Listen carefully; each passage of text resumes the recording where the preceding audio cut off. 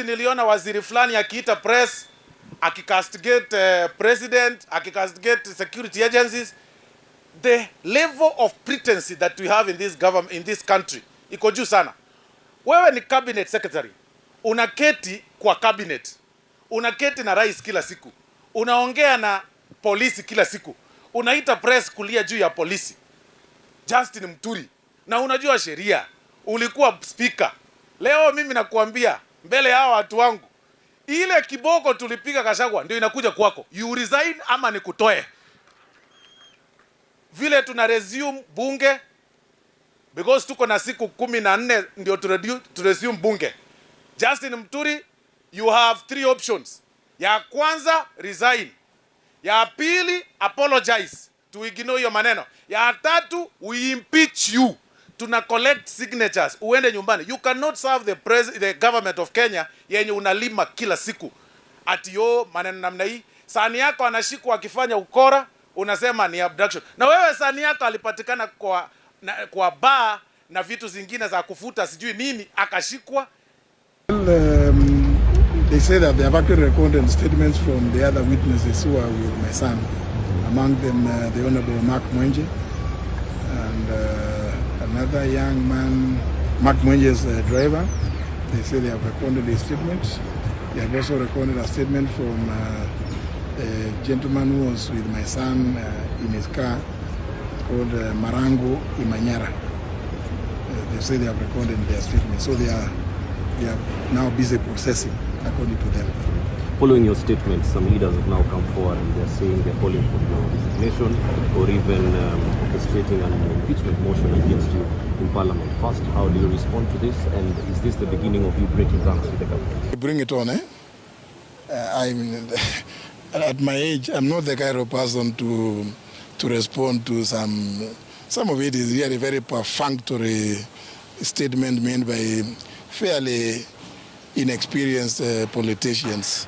I think they are not worthy my response.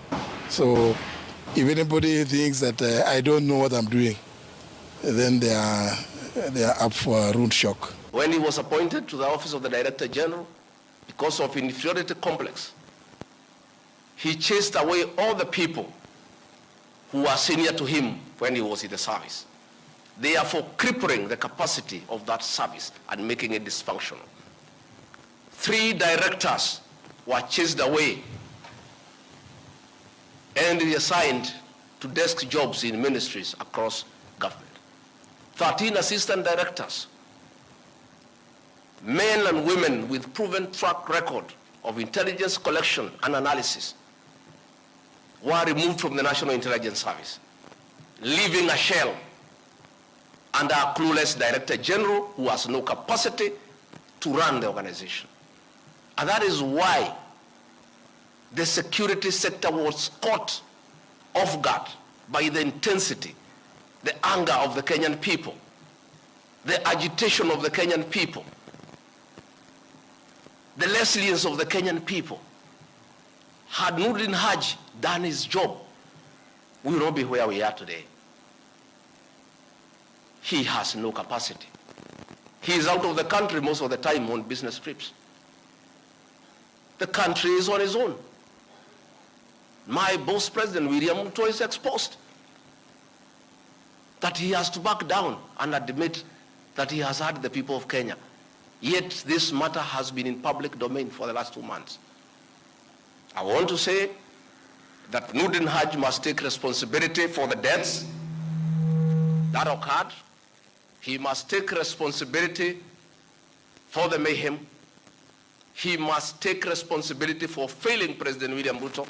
He must take responsibility for failing the government of the Republic of Kenya. He must take responsibility for failing the Kenyan nation by not doing his job and advising correctly. And he must do the honorable thing, not just take responsibility, but resign from that office and allow the president to pick a competent Director General. I want to request President William Ruto to consider, as a matter of urgency, to recall the 3 directors who are removed from the service and the 13 assistant directors to come and help reconstruct the service and get sanity back to the National Intelligence Service to serve the president, the government, and the people of Kenya. President William Ruto deserves better. He deserves a Director General who knows what he's doing.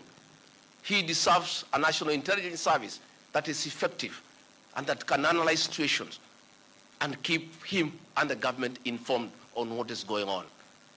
It is embarrassing to me as Deputy President that it has taken protests, deaths, mayhem, destruction for the President to know the truth. Yet there is an organization charged with that responsibility. Youth today, Gen Zs, millennials, and others, are about one thing if they are going to go to business. It's about profit. It's about making money. No youth is going to go to agriculture because we are urging them to go there. They are only going to go to agriculture if they are going to make money. And the only way they are going to make money is by taking the necessary steps that we have to make in order for agriculture to be responsive to profit making. Now, Mr. Chairman, this is very broad, and therefore you allow me space just to expand a little bit. There are many activities within the agricultural sector that we have to carry forward, that we have to do. For example, just to take youth as an example. In order for us to attract the youth into agriculture, youth have no land to grow food on. A lot of the young people don't have land. So we have to think broadly about how can we afford them land first. There is a lot of land, ADC and other organizations, private sector, land that is lying idle, that is not being used, that we can lease to these people. Now, in order for us to lease land to these people, we have got to make sure that the land, that the use of the land that they are getting is going to be profitable to them. Because that's why, in the first place, they are going to go for that idea. How are you going to do that? Our research organizations must ensure that we have done proper soil analysis. Our seed people must have the correct seeds so that people can plant seeds that germinate, seeds that produce the correct product. We have got to plant the right crops in the right places so that they can grow en masse and produce more per acre. So we have got to use the technology because youth are interested in technology. And also we have to define, when we say that the youth should be involved in agriculture, which part of agriculture are we talking about? Because it is not just about growing to grow crops. For example, tourism in agriculture is being involved in agriculture. You know, you travel all over the world and you see yourself being taken to places where they grow all sorts of things in other nations. We want people to come to Kenya also to see our agriculture. That's an area that can be attractive to the youth. There is fintech and agri-finance. These are the areas that the youth are going to be interested in. So in a nutshell, Mr. Chairman, the business of agriculture has got to be looked at from a profit and loss in order for us to make it worthwhile and in order for us to revive it. Agriculture for the youth must be made cool. It is too ordinary. It's too boring. Youth are not going to go there the way it is structured today. It's got to be something more exciting that involves technology, that involves new ways of doing things, that involves areas in agriculture that we have not quite spent our time on. Things like hydroponics, aquaponics. These are areas that they are going to look at. The use of technology means that they are going to introduce new things in agriculture that do not currently exist.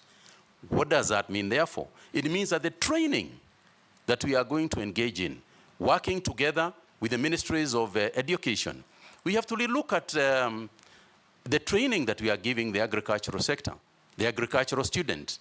What are we training them in? The future of agriculture is going to be in technology. AI, for example, artificial intelligence, is going to play a very crucial role in the future of agriculture. And if that is the case, are we educating our people, our future farmers, enough to deal with that issue? They are doing it elsewhere.